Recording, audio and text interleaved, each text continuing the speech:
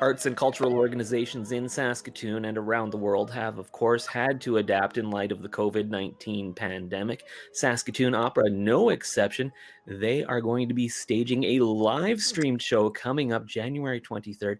Very excited today to be joined by KATERYNA, who is a soprano with the organization, as well as executive director Spencer McKnight. Spencer, we'll start with you because you're relatively new to this position, and you've come aboard at an interesting time, to say the least. What's this been like for you? I know you've been with the organization for a while, but new to heading it up. How has it been going for you? Well, it comes with its own challenges that are new this year, of course. Planning concerts has been sort of something you plan line for the year, and then as the concert comes closer, I kind of have to decide whether we can go ahead with it or not.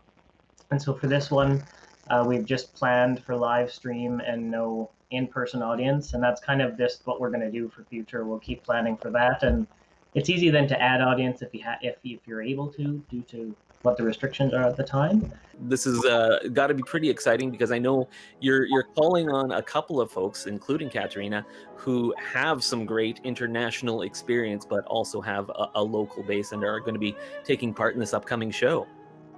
Yeah, no, it's great to have great local people who are here and home and nearby that we can call on for these concerts. I mean, it makes planning a lot easier when I can kind of say, okay, who is home right now, and then you just look through that list. And when I realized KATERYNA and Sophia were here, I thought, well, they both have such great connections with Ukrainian music, so it just seemed like such an easy fit for this concert.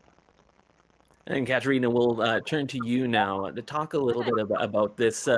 Thank you for joining us. You're from Ukraine originally, but went to school here in Saskatoon at the U of S. It's probably kind of fun, as much fun as we can possibly have during a pandemic, I guess, to actually get the chance to perform and take part in this, in what has become, in some ways, I guess, an adopted hometown for you. Absolutely. This is home. This is home now. I mean, Ukraine is where I was raised, born and raised, and it will always be my homeland. But I am a Saskatchewan girl for almost 14 years now. I'm very proud of that. Yes.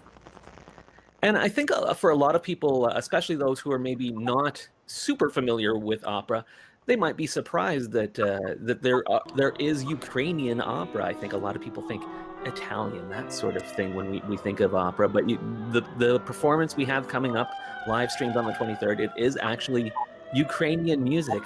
Talk about that. That has to give you a certain amount of pride, being able to perform this music from your home. Absolutely, yes. I'm incredibly grateful to the Saskatoon Opera and Spencer for inviting us, me and Sophia Mitzik, to be able to highlight something that's so near and dear to our hearts. I wouldn't call it quite opera, however, we do have opera world in Ukraine as well. But it is a Ukrainian art song, which is even more special to me. For the last 3 years, I've been involved with the Ukrainian Art Song project in Toronto. A great man, Pavlo Hunka, was able to collect and record a lot of unknown Ukrainian art music, art songs, because with the complex Ukrainian history, the composers weren't allowed to compose music and put it into public. Thus, it is unknown. But hopefully, since the project has started, and with all these abilities to perform, we can bring into the Ukrainian art song on a larger stage, now taking advantage of the online concerts, and show that it's just as beautiful and just as worthy of being on a world stage, along with famous works of Schubert, Fauré, you name it. When we were putting the program together, we just thought about combining some of the older classical music.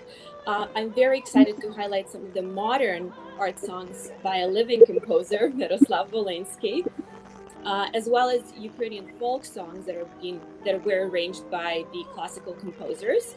My own journey in singing has started with Ukrainian folk music, as raw as it is. Then I transitioned to classical. It was quite a jump for me, but I'm very excited to perform it from a new angle, even for myself.